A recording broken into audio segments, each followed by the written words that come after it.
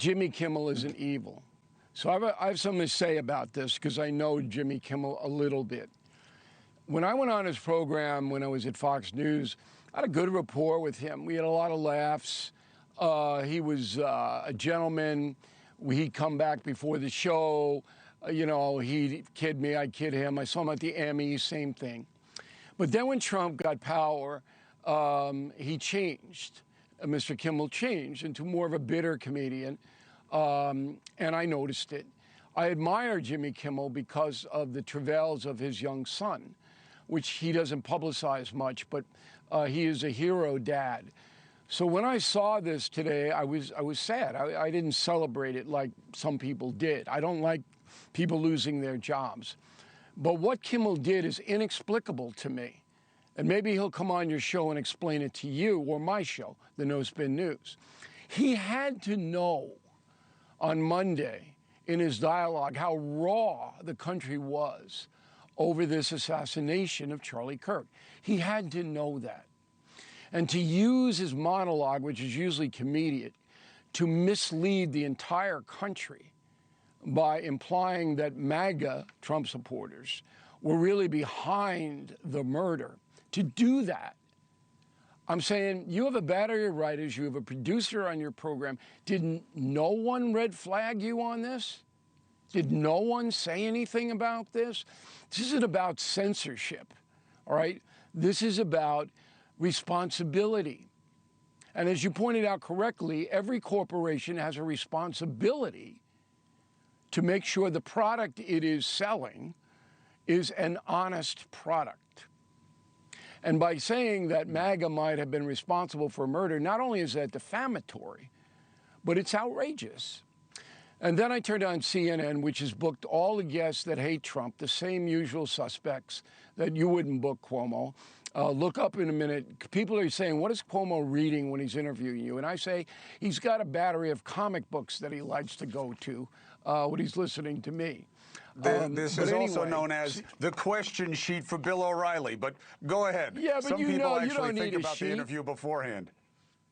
I need yeah, a but sheet. you're not I like to Larry do King. homework. You don't need a sheet. Go ahead. Keep talking, Bill. Okay. Just keep talking. Don't worry about my process. CNN. They book a whole battery of guests that hate Trump, that come in and scream about censorship and Trump's behind this and all of that. I can tell you Trump's not behind it, all right? He didn't even know about it. He was asleep in England. I gave him a flag because, he needs to know about it. Chuck Schumer came on and did this diatribe about freedom of speech, and I'm going, is there any sense of responsibility, Senator Schumer, that you believe corporations should hold employees responsible for? And then I said, wasn't it Chuck Schumer who stood outside a Supreme Court justice's home and said, you guys better watch out after the abortion ruling? Yes, it was. Was that responsible? No, it wasn't. But that's government, as you pointed out. But private corporations have an obligation to police the product they are selling. Yeah, listen, I don't disagree. Both know people, you and I both know people, because we've been in business a long time, who got shafted by media corporations for a tenth of what Jimmy Kimmel did. But I still don't know why. I mean, he's not a stupid man. He had to have people saying, this is not responsible. You can't do this, Jim. Here's what I think matters, okay? I don't know Jimmy. I know things about him. It doesn't matter to me. His opinion, you have the right to be wrong, okay? But here's the dividing line.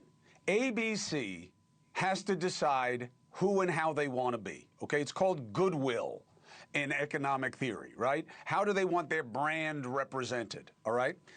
And they have to worry about what will be done to them. Will the FCC come over and say this is abusive standards of what is responsible? Are you going to get sued?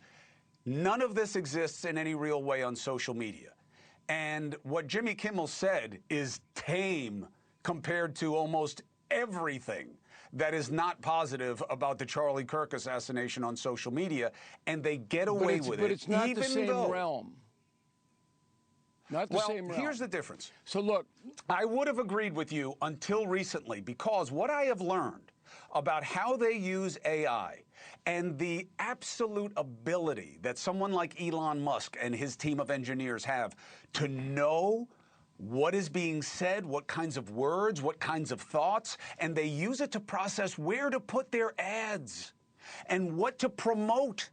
And it is almost always the ugliest, most provocative things, because that is the clickbait. That, to me, is proof that they are no longer not publishers. I did an interview with Mediaite today where I said that these people on social media are entrepreneurs. They have no regulations. There is no standards. They do what they do, and you're free to take it or leave it. Disney is different. Disney has an image problem. Yesterday, a correspondent brought in some kind of romance aspect to the evidence pointing to the assassin's heinous deed. It was outrageous. I've never seen anything like it. So Disney took a wallop from that. And now Disney, the affiliated stations, particularly Salt Lake City, are going, we're not going to carry it. We're not carrying it. And you're going to lose world news tonight if you keep this up. So Disney's, as all corporations do it, they're looking at the dollar signs here. Yes. Is Jimmy Kimmel worth it? Jimmy Kimmel is obviously out of control. He's obviously not getting any counsel from his staff at all. Just like Colbert. They're not going to listen. They're going to hate Trump all day long. But when somebody is murdered, you can't do stuff like that.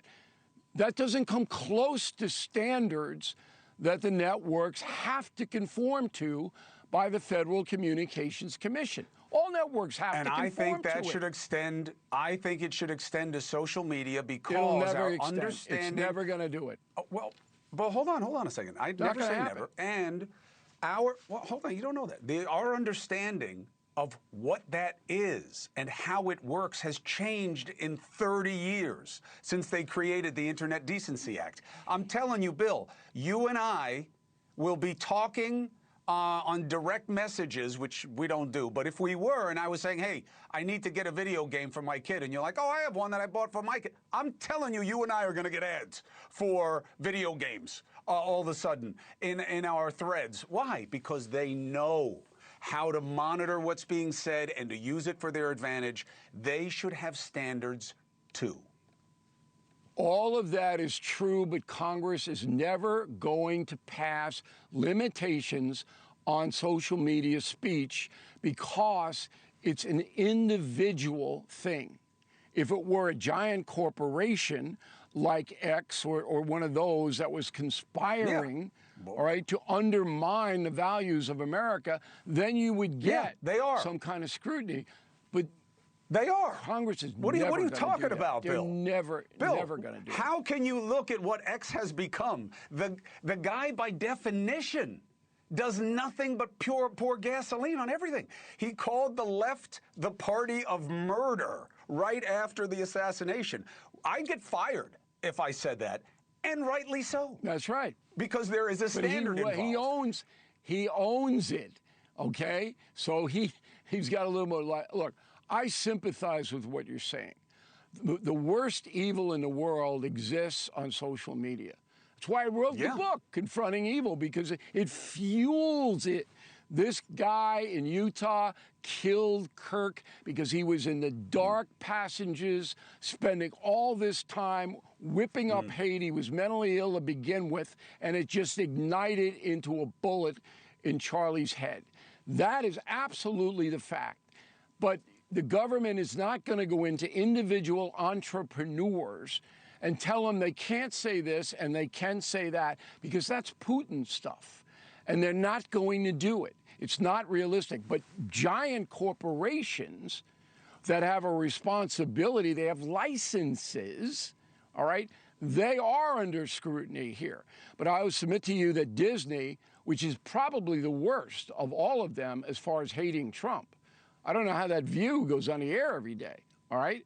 You can't get a conservative voice on Disney. You can't get one on there. They won't put you on. That's a violation of freedom of speech by exclusion. I wrote a big column about that on BillO'Reilly.com. Freedom of speech is not shutting Cuomo and O'Reilly up. It's ignoring Cuomo and O'Reilly, not giving them a platform. They can't speak. They have to go to Speaker's Corner at Hyde Park in London to be heard. That's what the networks have done. That is a huge violation of freedom of speech. But getting back to get Kimmel, it because they are subject to government regulation. And I think it should be extended to social media. It is the most powerful part of the media. It's where they're making the most money. And again, it's not about chilling what people have the ability to say. Look, I am an irrational optimist. I'm just saying when a law is 30 years old, it's called the Internet Decency Act. And by the way, a lot of what was in that act, the Supreme Court wound up getting rid of within the next year or two after it was passed because they thought it was too vague and overbroad. I'd love to see the debate. I think the debate is very, very worthy because of the evil that exists on social media. One more thing about Jimmy Kimmel. Those of you watching us tonight who are happy that Jimmy Kimmel is now being thrown off the air, you shouldn't be. It's not akin to Charlie Kirk losing his life, and we all know the swine, and I use that word literally, who celebrated that, okay? But it's the same kind of, oh, I'm glad they got that guy. I'm glad he's suffering. That is not healthy. Kimmel was not treated unfairly. He knew what he was doing and did it anyway, and he's paying the price.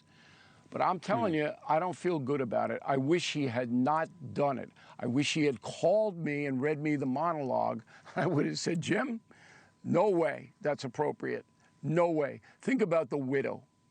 Think about the widow of Charlie Kirk. And you're accusing millions of Americans of being complicit in his murder.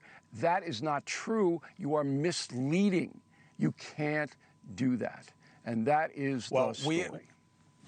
We have too much of a premium on people enjoying other people's pain. Schadenfreude is the German word for it. And boy, is it the flavor of the day. Look, because of what I do for a living and what I'm about philosophically, I am about the marketplace of ideas and wanting it out there. I'm talking about the people who are in charge. ABC made its choice, and it's got its guardrails and its guidelines. Fine, feel any way you want about it. We don't have that on social media. And I'll tell you what scared me most, and I got to go to break. What scared me most about this assassin, the nonchalance. Maybe we'll wind up finding out that there's something wrong with his head beyond his lack of morality. But there is. This, I'll tell you what I took from the text thread, was that he thought he was coming home. He thought he was going to get away with it. He thought it wasn't a big deal, the way he was explaining it to his roommate. That is the corrosive effect of social media, where you start seeing outrageous, unacceptable ideas as just another day, just another thing, just another murder. And to me, that is an echo of all the animus that we're allowing to go without any check and any debate. Bill, congratulations on the book. Thank you for being with me. Thank you for watching. Subscribe below and download our NewsNation app right now on your phone, and you will get fact-based, unbiased news for all Americans.